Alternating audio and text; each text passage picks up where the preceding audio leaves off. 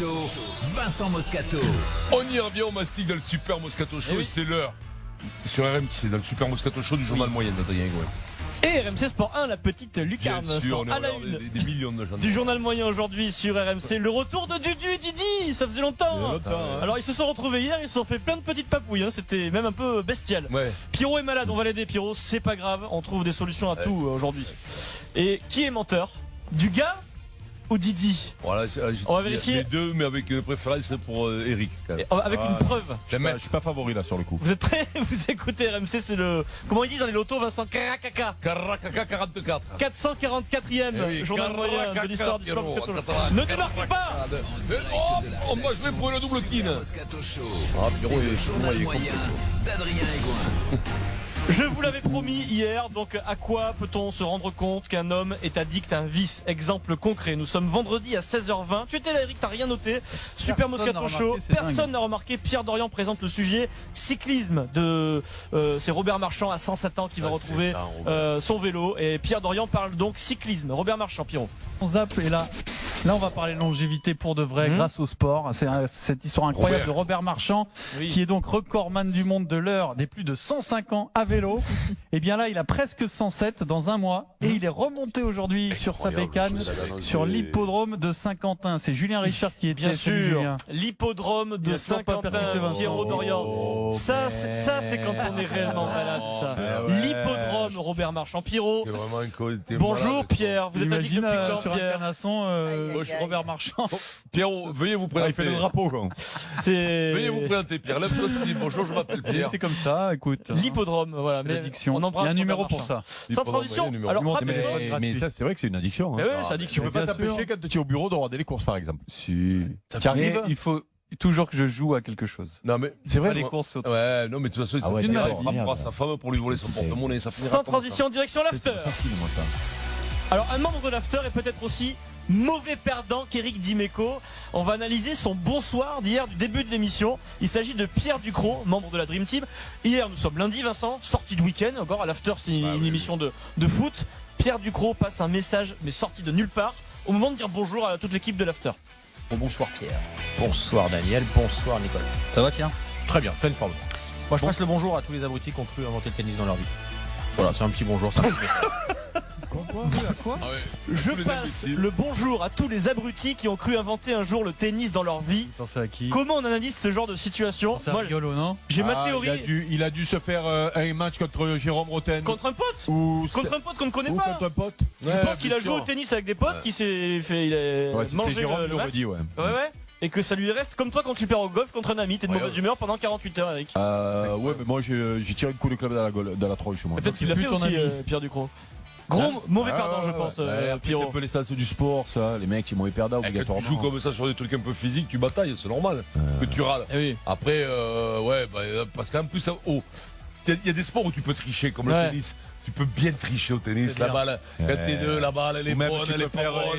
Mais surtout, tu peux faire les petits amortis, tu peux tricher sur les lignes, tricher sur les lignes. Et donc le mec de mauvaise foi, t'es tout le temps. Et le pire, si t'as été sportif de haut niveau, que t'as joué la Ligue des Champions et que tu perds un match de tennis face à un Daniel Riolo qui la ramène pendant 72 heures derrière, là, je pense que tu peux craquer. Ou alors c'est le contraire, tu t'en fous parce que t'es tellement haut que un pauvre Riolo, ça te touche pas. Sans transition, Eric. Attention, Eric, sérieux, ton boss s'exprime. Ton nanar il t'aime bien et lui il te laissera jamais tomber. Je vais mourir. Celui que tu appelles ton boss, Vincent, Eric, toujours aujourd'hui, quand tu le croises, Bernard Tapie, ton président à l'Olympique de Marseille, va participer à l'émission qui s'appelle Au Tableau sur C8, émission dans laquelle, vous savez, l'invité se présente dans une classe d'école et il répond aux questions des enfants pendant de longues minutes. Alors tu dis toujours, Eric, que tu es toujours d'accord avec Tapie. C'est les choses du foot notamment. Tu le suis régulièrement, il y a pas de, t'as jamais un avis discordant avec lui. On va vérifier ça. On est sur C8 en direct. Question d'un enfant à ton boss. Et pour vous, est-ce que le PSG va la gagner cette année? Le Paris Saint-Germain va-t-il gagner la Ligue des Champions? Bon, c'est première réponse de Bernard Tapie. Écoute, c'est pas mon équipe préférée, mais je l'espère vraiment. Je l'espère vraiment. Ensuite, il explique que Paris a une grande équipe, qu'avec ces joueurs-là, ils peuvent la gagner. Et il termine comme ça. Tu dois être d'accord avec lui, normalement, Eric, c'est ton boss. T'as toujours été d'accord avec lui. Mais tu vois, je fais partie de ceux qui, si PSG gagne la Coupe d'Europe, je serais très content. Et pourtant, moi, PSG, tu vois, avec l'OM, c'est pas mon équipe de cœur. Mais je leur souhaite et je l'espère. Eric, comme ton patron, est-ce que tu serais très content si le Paris Saint-Germain gagnait la Ligue des Champions? C'est Bernard Tapie qui le dit, c'est ton boss. Mais moi, je suis d'accord. Je suis toujours d'accord avec mon boss. Est-ce que tu serais content si Paris gagnait la Ligue des Champions? C'est un club français, Eric. Non, mais tu t'en fous, Eric. Hein? T'en fous. Non, au fond, Je préfère que ce soit l'OM. Mais comme l'OM est pas, si Paris gagne la Ligue des Champions, ça te fait plaisir. Ouais, c'est vraiment. Alors, autre question. Si Lyon gagne la Ligue des Champions, est-ce que ça te fait plaisir, Eric? Et Si laisse Monaco gagner la Ligue des Champions. Ouais, non, mais Bernardo. Bernardo, fais un signe. Réponds par un signe. Allô? Je sais pas, moi, c'est Bernard Tapie. Mon oreillette, elle marche pas là. Mais non, mais tu as le cas. C'est Bernard qui l'a dit. Non, c'est important quand même. Sans transition, minute cocotte. Pourquoi elle marche pas cette oreillette? 9-9, cocotte, poule, ça va. Ces joueurs étrangers qui ont été étrangers parlent quasi parfaitement le français. Alors, belle minute cocotte, Vincent. Dimanche sur Canal, il y a l'entraîneur du Paris Saint-Germain, Tourelle, qui est au micro de Paganelli. Il parle en français sur la punition de Rabiot et Mbappé. Tourelle, il parle en français, mais à un moment, pour pas dire de bêtises, pour être vraiment encore plus précis, il dévie sur l'anglais. Sauf qu'il n'a pas prévenu Paga. Ils sont arrivés en retard, c'est ça, à la causerie, j'ai cru comprendre. Ouais, c'était une chose disciplinaire, mais you can think about like if only one player comes late for one session, he's not out. Waouh. Faites la traduction, vous avez compris tous? Paga Tu as vu comme il a fait wow, le mec parle anglais, c'est un truc qui n'arrive jamais. Il parle vite en plus. Hein. Aucun mot d'anglais, Paga, c'est comme ça. Ok, c'est une règle, voilà. Bah, si, quand même, il le fait exprès, non? Non, là, non, je crois pas. Non, parce que t'as ce qu'il dit derrière, vous avez compris tout ça, parce que moi là. Ah oui, non, mais ouais, je sais pas si. je te rappelle qu'aux Italiens, il leur dit Grande Rugador. Ouais, Grande Rugador, ouais. C'est la marque de fabrique de Paga, sans transition. Il y a des mecs pas très doués, donc je fais partie en langue. T'es obligé de faire du par cœur et avec le temps, tu t'en souviens plus. Zéro feeling, quoi. Zéro feeling. De feeling. Moi, ma fille, elle est très douée en langue, comme toi, Maryse. Maryse, toi, t'es douée. La petite, elle parle 4 langues, elle a 12 ans. Ah ouais? Ouais, mais Maryse, c'est pareil. Maryse, elle parle en 6 mois, elle parle espagnol. Elle parle déjà espagnol, mais il y a des gens qui sont doués comme ça. Doués. En un week-end. Je suis une pompe. Donc, elle travaillera la joie tous les jours.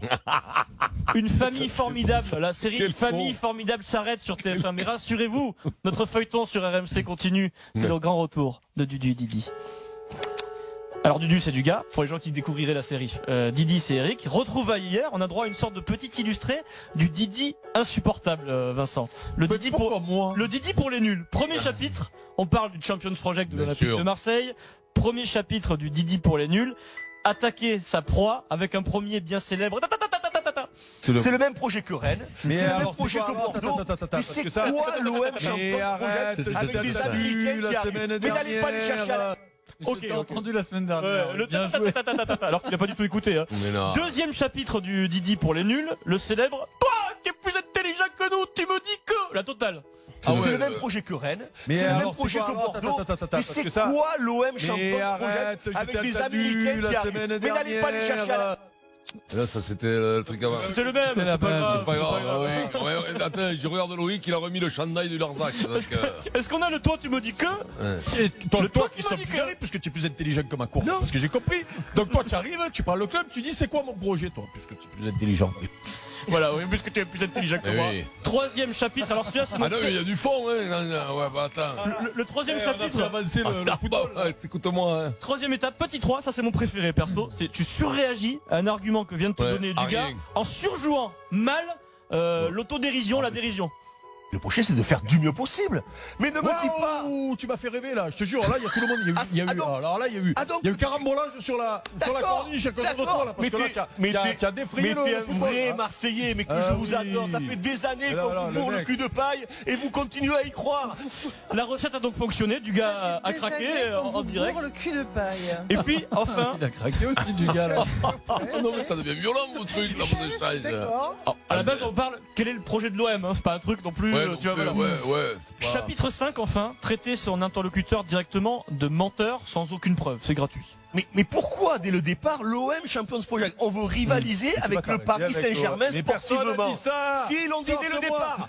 Ils l'ont dit. Je veux voir la déclaration noir sur blanc. Tu mens. Non, c'est toi. Il a dit on veut rivaliser. On veut rivaliser sportivement avec le Paris Saint-Germain. Non, pas du tout. Tu mens. C'est pas vrai. Tu le sais que c'est la vérité. Ils ont même pas un attaquant de niveau international. Ils ont rien. Tu mens, donc c'est toi qui m'as. Non, c'est moi qui m'a. Non, c'est toi.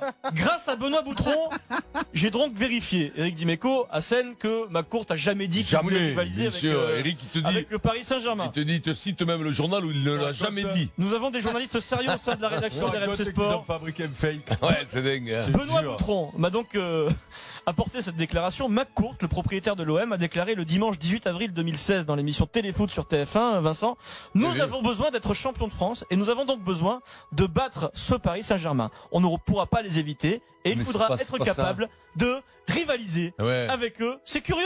C'est Eric qui ment. C'est pas ça. C'est Eric qui ment. C'est curieux. Il a pas donné de date. 2016, le 18 avril 2016. Est-ce que c'est bien traduit parce qu'il a anglais? Est-ce que ça a été bien traduit? Je pense que vous voulez dire. C'est pas Ganelli qui l'a traduit.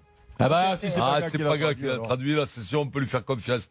Non mais il a pas dit ça. Il a pas dit tout à fait ça. Il a pas dit tout à fait ça. Moi parce je l'ai pas compris comme ça. Si on peut rivaliser, après là, c'est pas ta raison Eric. Il me semble. T'as raison. Aussi.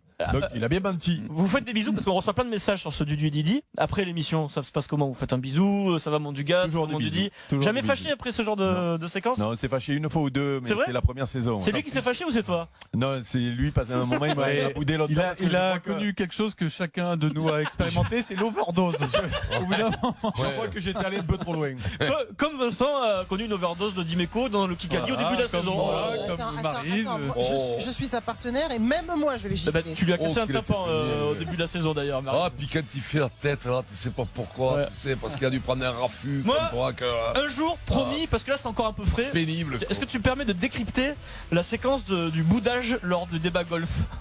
Est-ce qu'on pourra revenir sur ce truc? Mon Dieu. Est-ce que tu me... Comme les gosses, c'est comme il avait levé la main parce qu'il savait la leçon. Donc comme les gosses, ils voulaient participer, tu vois, pour une fois qu'il avait mouché. Vincent. Il était là comme cette personne l'interrogeait, il était déçu. Il y a des gens qui ont loupé ce moment. Après il y a eu la sonnerie pour la récréation. Il était là, et moi, et dégage toi. Vincent, est-ce qu'on peut y revenir demain par exemple? Monsieur Moscato, est-ce qu'on peut y revenir demain? Ouais, alors ça me fait rire. On a toujours pas fait. Non, mais je réponds plus là, parce que vous savez tout. Après, pour le remettre dedans, j'ai une question. Fini. Et là, tu nous as sorti. Et tiens, il y a le curé de Monde de Marsan qui nous écoute là. Voilà. Il vient de m'envoyer un message. Ouais. On peut le refaire demain? Allez, on le décrypte parce qu'il y a des gens qui l'ont pas entendu. Allez, en tout cas.